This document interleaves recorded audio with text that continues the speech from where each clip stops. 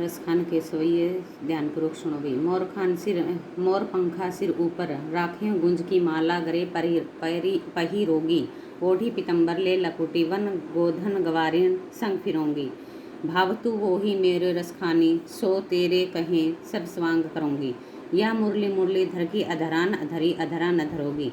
मोर पंखा का अर्थ मोर के पंख, गुंज का अर्थ घुंघची, गरे का अर्थ गले, पीतम्बर का अर्थ पीले वस्त्र, लकुटी का अर्थ है लाठी, गोधन का अर्थ गायों रूपी धन, ग्वालिन का अर्थ ग्वालो, स्वांग का अर्थ रूप धारण करना। मुरलीधर श्री कृष्ण जी कहते हैं कवि एवं कविता का नाम। कवि का नाम रसखान है, कविता का नाम रसखान के सवैये हैं।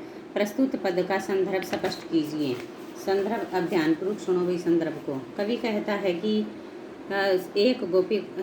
कवि रसखान ने श्री कृष्ण के प्रति गोपियों के निस्वार्थ प्रेम का मनोरम चित्रण किया है। ये शब्द एक गोपिका अपनी अंतरंग सखी से कहती है।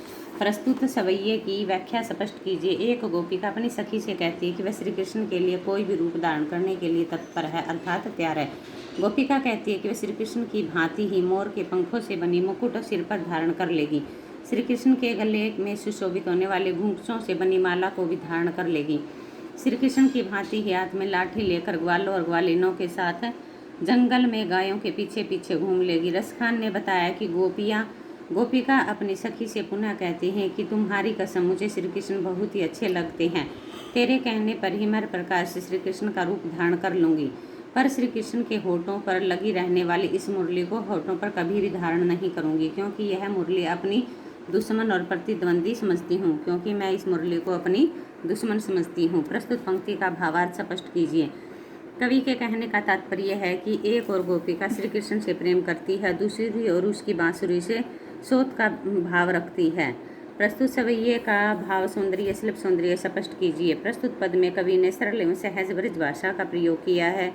मुरली मुरलीधर में अनुप्रास अलंकार का प्रयोग किया गया है। सखाने का अर्थ रस की खान।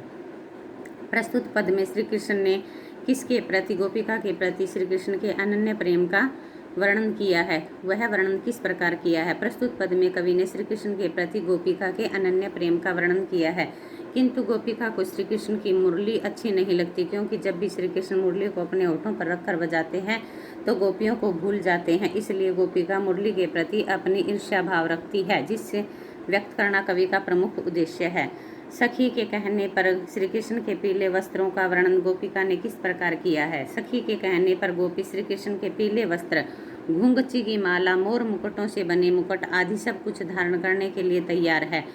वह हाथ में लाठी लेकर गायों और ग्वालों के साथ वन वन घूमने के लिए भी तैयार है, लेकिन वह होठों पर बजाने वाली मुरली को धारण करने के लिए तैयार नहीं है, क्योंकि वह उसको अपनी सोच समझती है।